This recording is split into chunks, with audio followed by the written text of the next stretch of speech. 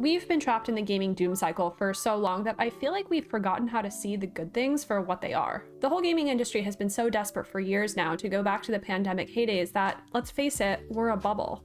In 2026, I think we're finally starting to see what post-pandemic gaming truly looks like, and y'all, it's weird. What I mean by this is that, despite all the bad news with layoffs, studio closures, and hardware prices, these challenges are prompting the industry to move in a better direction. I think we could see a scrappier, more creative, albeit smaller gaming industry if companies small and large are smart about coming months and years. Let's turn the clock back a bit to the start of the decade, when the pandemic hit and the gaming industry received what appeared to be the single largest macroeconomic gift of all time. People around the world were stuck at home with nothing better to do than to load up a new console, if they were lucky enough to get their hands on one, and play some video games. Truthfully, this wasn't so much a gift as it was a curse. The big money maximizers that drive investment in gaming companies way over-indexed on the gaming boom. They mistakenly thought that the boom was fueled by irreversible demand, or a paradigm shift in how people fundamentally interact with the digital and physical worlds around them.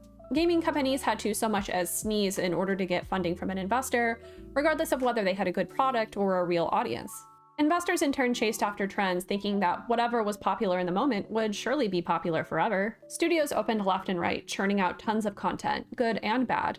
The companies that run parallel to gaming, like in streaming and live chat, exploded. A lot of bad decisions were made such that when the world finally reopened and inflation fully set in, the whole industry started to stagnate and even contract by some measures. The last couple years have been marked by a dizzying number of layoffs, studio closures, and canceled titles. None of this has been helped by the bungling line must go up antics of the big tech and AAA C-suites, which are increasingly staffed by a bunch of people who know little to nothing about either video games or the reality of inflation for us non-billionaires. Because you know what cash-strapped gamers really love? Arbitrary profit margin goals, or the monetization of a vertically integrated industry within an inch of its life. I think a lot of gamers and devs were hoping for some kind of stabilization this year. Like, even if the market is really oversaturated, surely the correct number of gaming companies to meet demand isn't zero, right?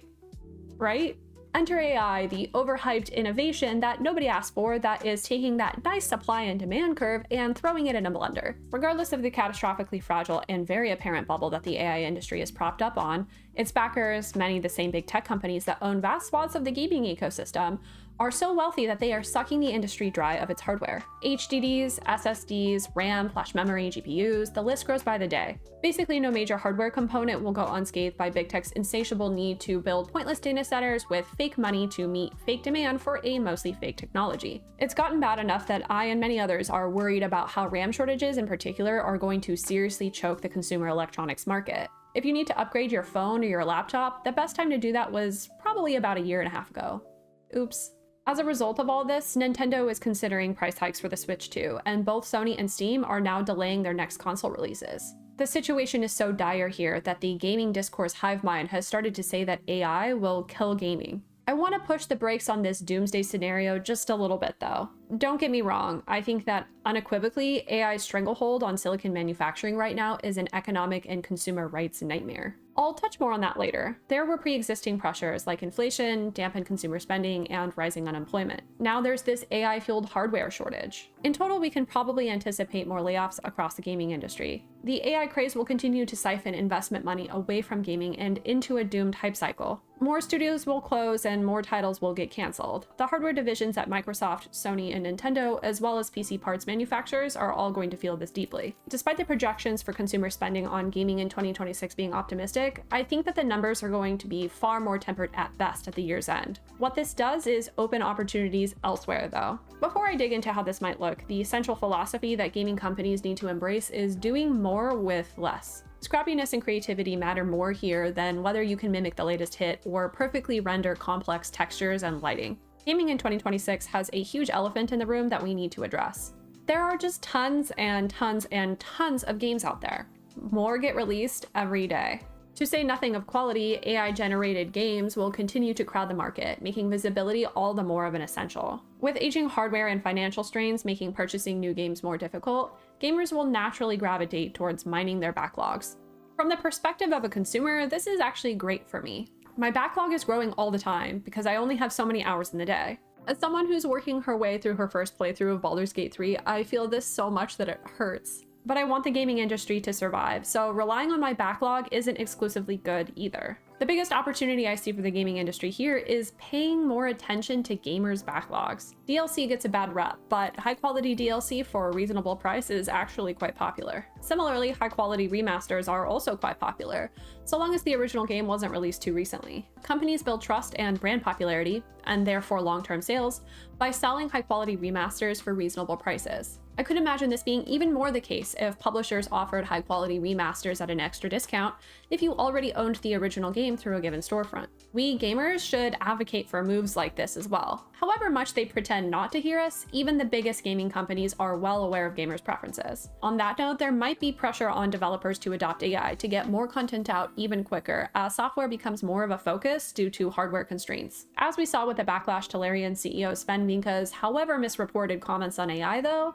this isn't an easy out. In and outside the gaming industry, there is a ton of pressure being put on employees by the C-suite and investors to adopt AI. The reason why this was an acute problem for Larian is because the people who play Larian's games do so for a quality experience. Certain audiences want a human touch in the story, gameplay, visual assets, and music. Some gaming entities know this and have distanced themselves from AI to some extent. This weirdly includes the new CEO of Microsoft's gaming division, who came from one of Microsoft's AI ventures. Right, like I believe anything she says about no AI slop in gaming. So AI adoption is only going to work for the companies whose audiences have already been desensitized to slop, or are too young to know any better. That's not a winning position for companies that over-rely on AI though. All they are proving is that they can easily be replaced by gamers using AI directly, which is already starting to show up in AI-friendly companies' stock prices. I also see huge problems in studios becoming reliant in general on AI anywhere in their development process, precisely because of the AI bubble. This is true even for the studios who have adopted AI with relatively less pushback. The AI chatbots that enable AI coding, voice rendering, or whatever else are heavily subsidized right now. Should the AI bubble pop, the few surviving AI services will either have to dumb their chatbots down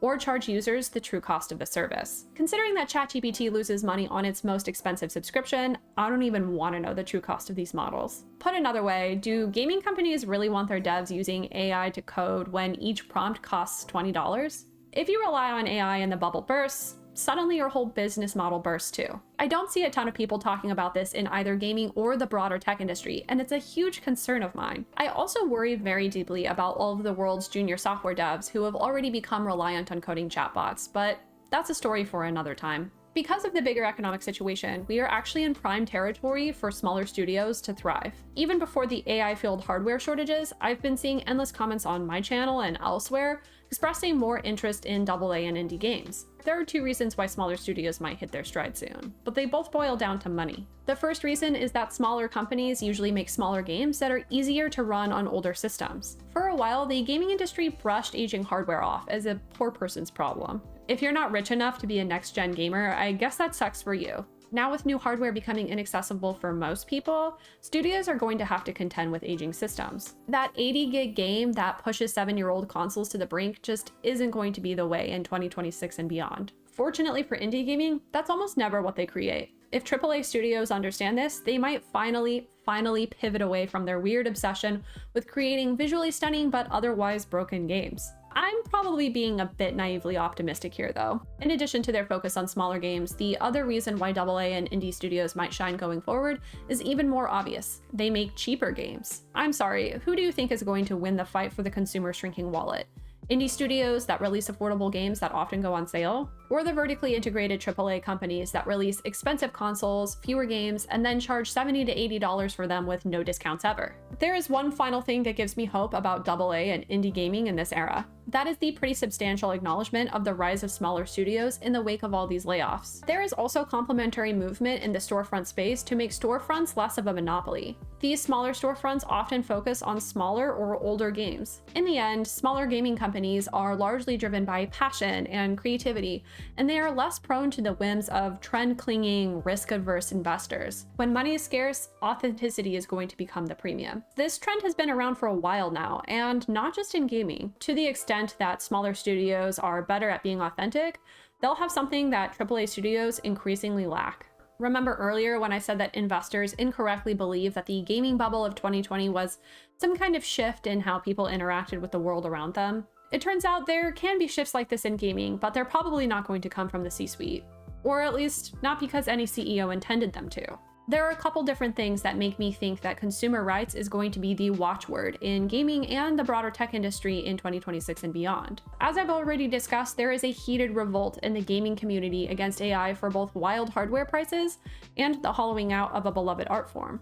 Before that, major grassroots consumer rights campaigns like Stop Killing Games started picking up serious steam. Stop Killing Games is so popular, in fact, that it's now launching NGOs in both the US and the EU. I've seen more collective awareness among gamers about corporate hostility to the consumer than I have in basically every other industry save for social media. Likewise, I've seen gamers exert more desire to actually do something about it than most consumer groups. If we want gaming to survive, we're going to have to channel that energy into fighting more specific harms. Some examples of this include the AI-fueled hardware shortages, endless mergers that create monopolies, and DRM shenanigans. The hardware shortage is one I think that gamers should really focus on because it will impact non-gamers too. Remember the pandemic era chip shortage? The AI hardware shortage is going to make that look like a sweet summer breeze. Seriously though, don't drop your phone into a puddle anytime soon. Best case scenario, the AI bubble pops and it takes companies a few years to return to manufacturing consumer electronics. This is because shifting manufacturing practices is a long and costly process. Some industry insiders think that we'll continue to see hardware constraints as far into the future as 2036. We shouldn't let lawmakers and regulators ignore the fact that the richest companies on Earth can just unilaterally buy up critically needed resources, all for the sake of chasing some fantasy that they were stupid enough to believe in. The consumer, really people as we should call them, matter more than corporations do. So there are some real opportunities for gaming in the near and long-term future. That said, I don't want to paint an overly rosy picture. Both gamers and especially gaming companies need to realize what a really weird situation the industry is in. There are also a lot of challenges to gaming here that I didn't discuss. These are things like the possible rise of remote gaming, global governments buying more gaming companies, and the fact that the classical gamer, as we tend to think of them, is kind of a dying breed. I plan to cover these topics and more on this channel, so don't forget to like and subscribe. I'd also love to see you on my Twitch live streams to hear your thoughts on where gaming is headed. Thanks so much for watching.